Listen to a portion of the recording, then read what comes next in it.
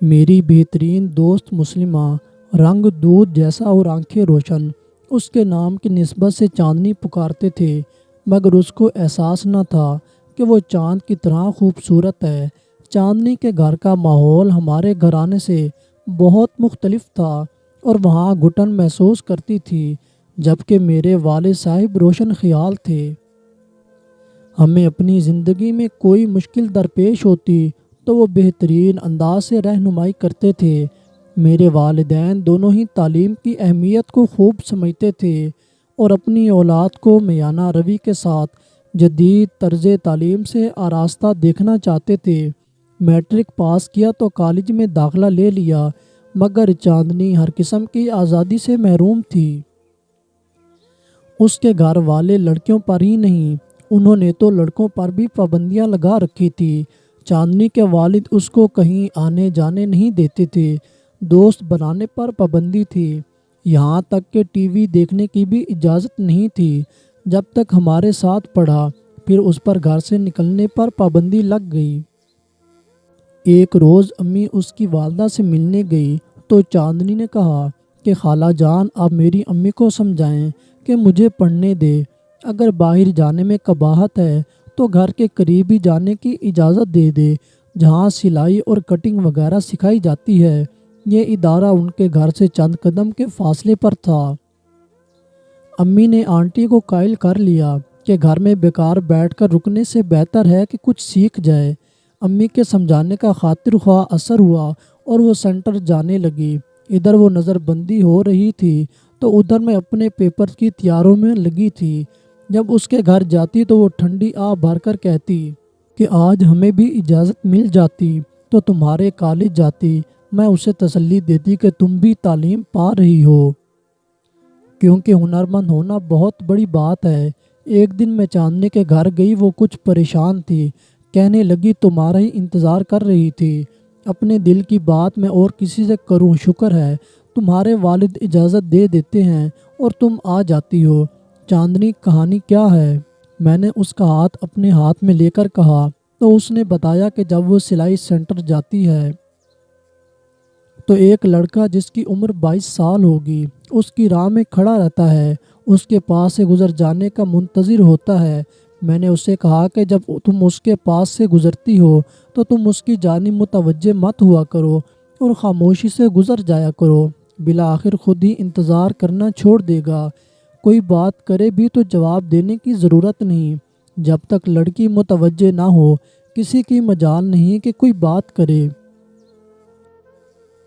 وہ بیچاری کنویں کے مینڈک کی طرح ڈرتی تھی کہ اس کے والدین سلائی سینٹر جانے سے روک نہ دیں۔ ایک روز گلی سے گزر رہی تھی کہ وہ آوارہ لڑکے اس پر آوازیں کسنے لگا۔ وہ گھبرا گئی کہ ان سے جان کیسے چھڑائے۔ اتنے میں وہی لڑکا اس کے سامنے آ گیا اور ان لڑکوں کو وہاں سے بھگا دیا۔ چاندنی تیز قدم اٹھاتے ہوئے وہاں سے نکل گئی۔ اگلے دن سلائی سینٹر چھٹیاں ہو گئیں۔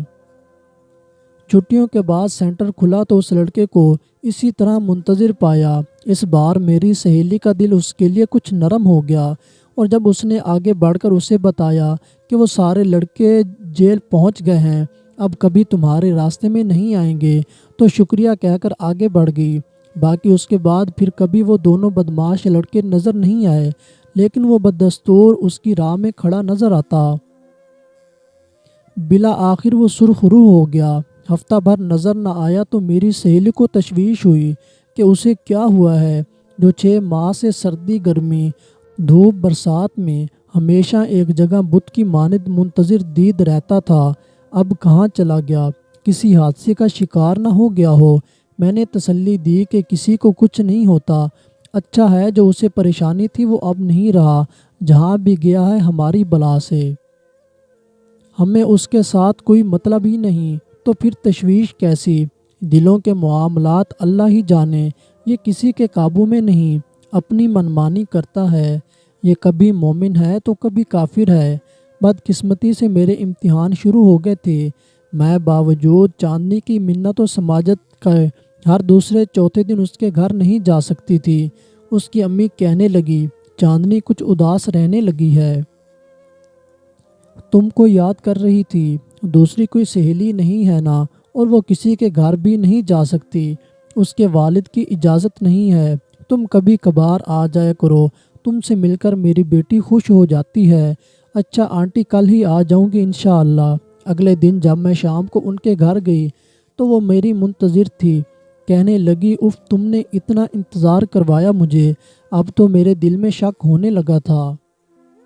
میں نے کہا، چاندنی خدا نہ کرے ایسی کیا بات ہو گئی، بولو ذرا۔ ٹھہرو۔ اس نے کمرے کا دروازہ بند کیا اور الماری سے ایک ورق نکال کر میرے ہاتھ پہ تھما دیا۔ اس نے خود کو شب دراز لکھا تھا، اور حیرت کی بات یہ تھی کہ اس نے کسی طرح چاندنی کا نام بھی معلوم کر لیا تھا۔ جب تمہیں اس سے کوئی دلچسپی ہی نہیں تو خودکشی کرے یا اپنے آپ پر تم کیوں بخار میں مبتلا ہو گئی ہو؟ ہاں بخار ہے، تبھی تو اتنے دن بخار میں پڑی تھی اور تمہارے انتظار میں سلگ رہی تھی۔ اس نے کہا تو میں ہنس پڑی، تو کسی دن تمہارے ساتھ چلوں گی۔ چاندنی کو ہمت ہوئی اور اس نے تشکر بھری نظروں سے مجھے دیکھا، جیسے کسی مصیبت سے نجات مل گئی ہو۔ اب ہم باتیں کر رہے تھے کہ پڑوس کی لڑکی نے چاندنی سے کہا کہ آپ کا فون آیا ہے۔ میرے لیے فون حیرت زدہ رہ گئی۔ اس نے میری طرف دیکھا، والد آنے والے تھے، میں ان کے گھر اس وقت تو بالکل بھی نہیں جا سکتی تھی۔ فون دوبارہ آیا اور امی نے ابو کو دے دیا تو میں پھنس جاؤں گی، ابو تو میرا حشر کر دیں گے۔ اس کو مصیبت میں دیکھ کر میں بغیر کچھ سوچے سمجھے اس لڑکی کے ساتھ اس کے گھر چلی گئی۔ میں سب کو جانتی تھی، وہ بھی ہماری دوست اور کلاس فیلو رہی تھی، اور میرا گھر قریب ہی تھا، لہٰذا کبھی کبھار وہ اپنی امی کے ساتھ ہمارے یہاں آیا جایا کرتی تھی۔ کس کا فون ہے؟ میں نے پوچھا۔ جس کے لیے ہے وہ خود ہے۔ میں نے کہا کہ مجھے بھیجا ہے۔ اتفاق سے میں چاندنی کے پاس بیٹھی تھی، اور تم جانتی ہو اس کے گھر کا ماحول نہیں آ سکتی تھی۔ کیا حسین، کسی سہیلی کا فون آیا ہے؟ جی نہیں، یہ کوئی صاحب ہے۔ ذرا سوچو، اگر آج امی گھر پر ہوتی اور فون اٹھا لیتی تو کیا ہوتا؟ وہ بازار گئی ہے۔ جن کے والدین اتنے سخت ہیں پھر بھی اس نے ہمارا نمبر دے دیا ہے۔ میں نے پوچھا، کیا وہ یوں کسی کو نمبر نہیں دے سکتی ہے؟ مجھے کیا پتہ یہ فون نہ کریں۔ ابھی بات مکمل نہیں ہوئی تھی کہ فون کی گھنٹی بجی۔ اس نے اٹھا کر ریسیور مجھے دیا۔ میں نے پوچھا کہ میں ہوں۔ ادھر سے آواز سنائی گئی، تم کو کس نے دیا یہ نہیں بتا سکتا، بس سمجھ لو کہ صدر کے قریبی محلے دار لڑکی سے میری بھی کچھ رشتہ داری ہے۔ اس نے نمبر دیا ہے۔ کیا نام ہے اس کا نام نہیں بتاؤں گا، بس چاندنی ہی سے بات کرا دے۔ میں چاندنی بول رہی ہوں، آئندہ آپ فون مت کرنا، ٹھیک ہے؟ نہیں کروں گا، بس ایک بار خط کا جواب دے دو۔ تحریر نہیں کر سکتی، فون پر سن لو کہ آئندہ مجھ سے بات کرنے کی یا خط لکھنے کی کوشش مت کرنا، ورنہ سلائی سینٹر جانا بند کروا دیں گے اور پھر گھر میں قید ہو کر بیٹھ جاؤں گی۔ مجھے ایک بار ملو۔ یہ کہہ کر میں نے فون بند کر دیا اور گھر چلی گئی، اور اگلے دن پتہ نہیں کیا ہوا کہ چاندنی کے گھر والوں کو سب پتہ چل گیا اور وہ بھاگ کر میرے گھر آ گئی۔ وہ بہت ڈری ہوئی تھی اور اس کے گھر والے اسے مارنے کے لیے ڈھونڈ رہے تھے۔